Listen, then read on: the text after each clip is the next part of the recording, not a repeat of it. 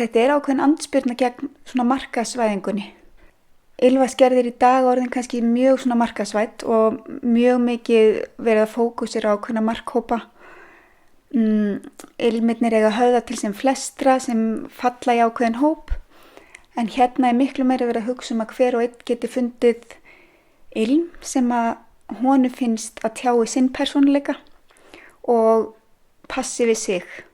Allir framleiðendurnir sem í búðinni vinna eftir ákveðnu hugmyndafræði og svo hugmyndafræði gengur út á að ylfaskerð sé í grunninn og er náttúrulega sögulega listgrein og ylfaskerðamaðurinn er listamaður sem vill tjá hugmynd, minningu, skoðun eða einhvers konar upplifun í gegnum ilm eins og kannski myndlistamaður gerir á striga.